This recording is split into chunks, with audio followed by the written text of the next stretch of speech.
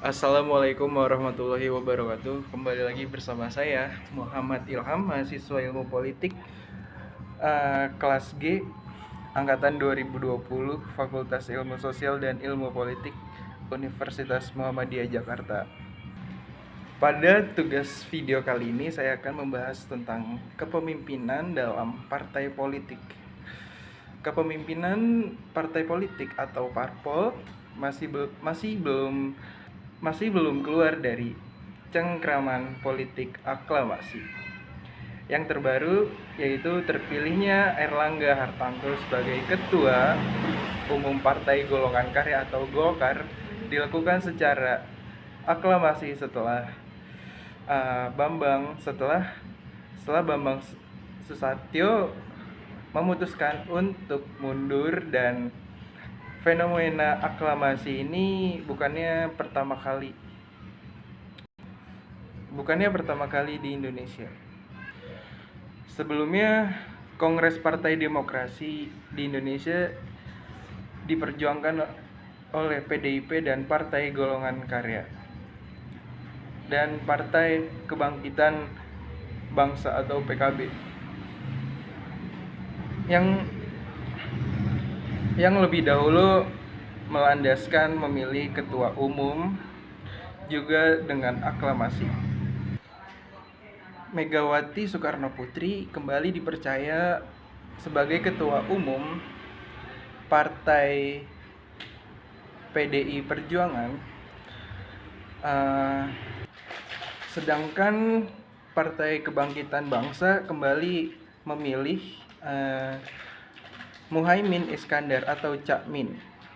Dalam 2 dekade terakhir ada kecenderungan bahwa pemimpin kedua partai secara demokratis atau election tidak memberikan dampak positif terhadap pengelolaan konflik partai. Hal ini terjadi karena kandidat yang menang dan kalah sama-sama memiliki pengaruh yang sangat kuat, baik dukungan massa maupun dukungan elit. Dalam hiruk-pikuk politik terkini, kita melupakan bahwa dinamika politik yang sehat dalam proses demokrasi di Indonesia tak lepas dari performa partai politik sebagai tulang punggung demokrasi di Indonesia.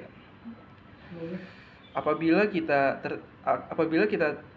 tarik akar persoalannya untuk menuju perubahan politik yang lebih baik, demokratisasi partai adalah sebuah kebutuhan sejarah. Apabila memandang sekilas jejak langkah partai politik, mereka memiliki persoalan besar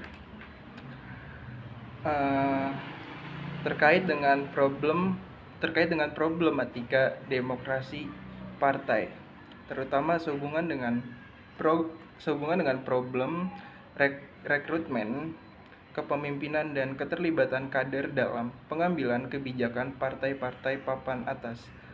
Hasil dari Pileg 2014 seperti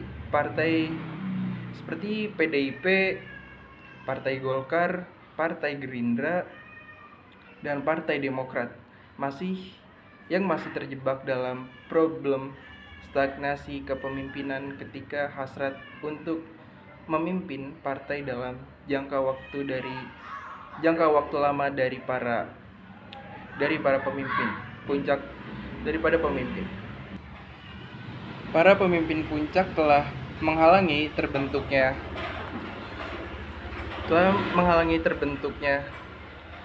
kutub-kutub regenerasi kepemimpinan partai politik.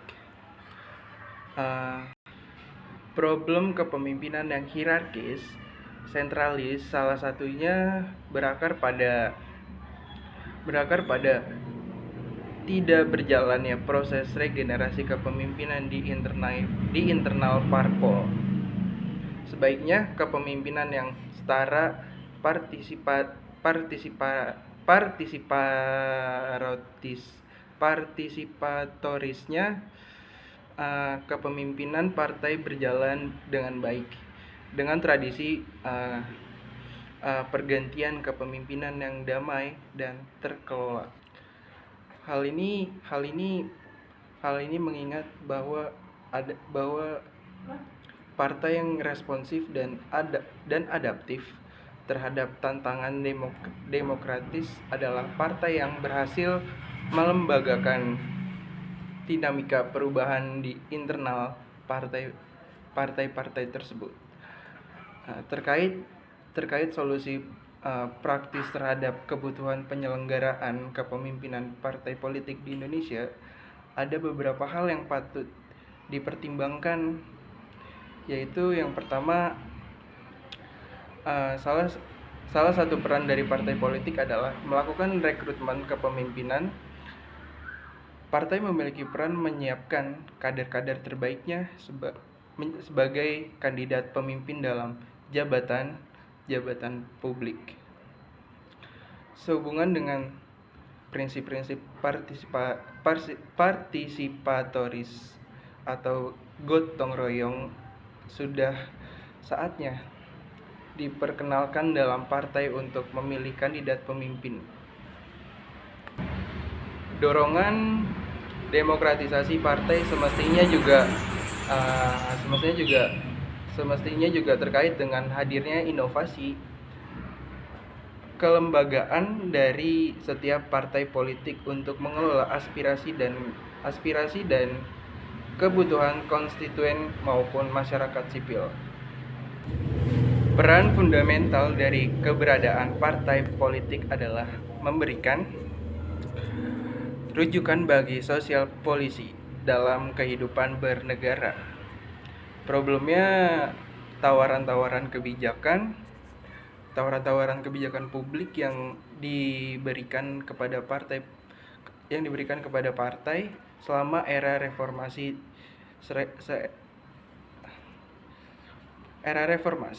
terlihat lebih mengikuti logika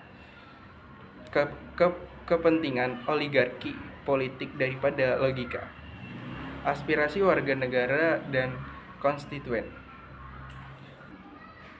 Berhadapan dengan problem kelembagaan partai, maka diperlukan solusi institusionalisasi kepartaian agar partai-partai tidak semakin terasingi dari kehendak konstituennya. Salah satu langkah yang patut kita pertimbangkan adalah melembagakan kerja-kerja riset intelektual dalam partai untuk memformulasikan kebijakan-kebijakan yang ada dan akan ditawarkan dalam proses-proses politik. Hal ini sejalan seperti diutarakan aktivis politik sekaligus intelektual dari Italia, yaitu Antonio Gramsci pada tahun 1971, bahwa partai berkarakter demokratik adalah the new prince atau pangeran baru yang bertugas melahirkan pengetahuan bagi pijakan aksi politik baru yang lahir dari dinamika sosial gerak hidup masyarakatnya. Dengan melembagakan tradisi riset di internal partai dalam perumusan kebijakan publik, karakter kepemimpinan politik akan bergerak mendemokratisasikan diri dan melibatkan kader-kader partai maupun elemen masyarakat sipil yang lebih luas. Di tengah arus gelombang pasang desakan yang menghendaki perubahan politik yang lebih demokratis, partai politik harus berbenah dan menyesuaikan diri dengan arus besar tuntunan masyarakat. Apabila daya tolak terhadap gelombang pasang desakan demokratisasi parpol lebih besar dari dorongan progresif untuk berbenah, maka partai akan semakin maka partai akan semakin ditinggalkan publik, dan hal itu pukulan pukulan telak pukulan telak bagi kehidupan demokratis kita ke depan. Parpol seharusnya dapat memainkan peran penting bagi kaderisasi pemimpin, karena salah satu fungsi partai politik adalah melakukan rekrutmen calon pemimpin untuk seluruh tingkatan, mulai dari tingkat desa, bupati, dan wali kota, gubernur, hingga presiden. Kepemimpinan bangsa ini membutuhkan sosok yang memiliki integritas dalam membangun negeri ini, bukan mereka yang menjadikan kekuasaan sebagai tujuan kepentingan.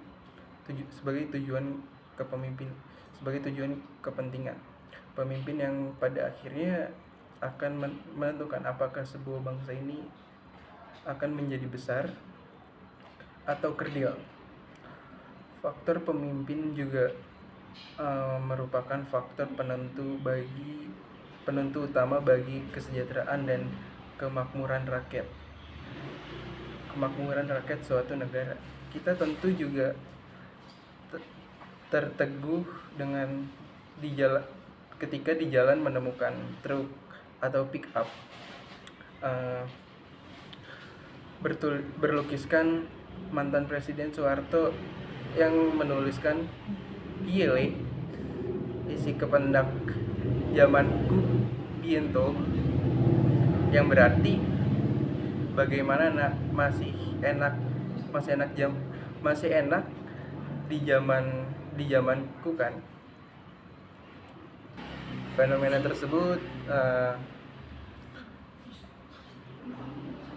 tersebut mendorong kesadaran kita berpikir pemimpin seperti apa yang seharusnya dibutuhkan untuk membangun negeri ini. Kriteria kemampuan dan sikap profesional adalah hal yang wajib dimiliki oleh seorang pemimpin.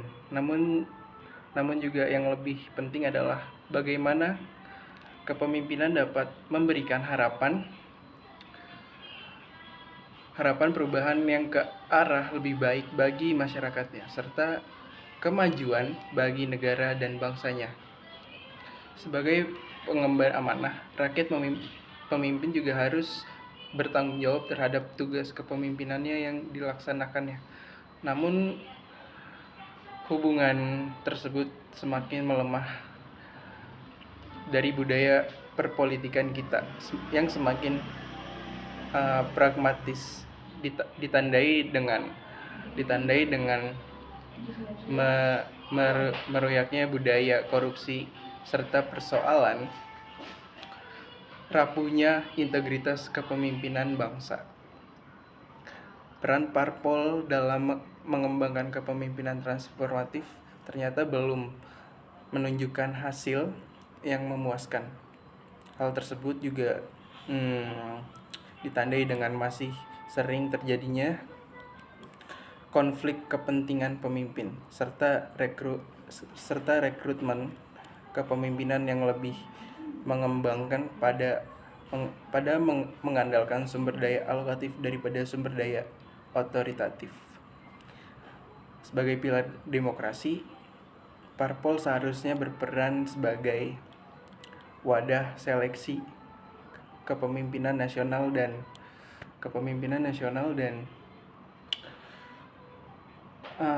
daerah. Peran tersebut dimanfaatkan dalam proses penggantian kepemimpinan nasional. Nasional Indonesia belum menghasilkan pemimpin yang baik.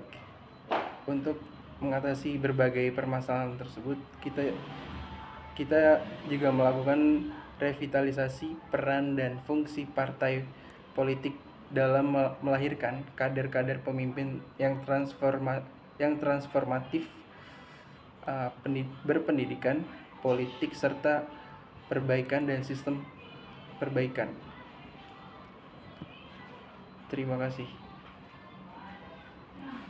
Hmm.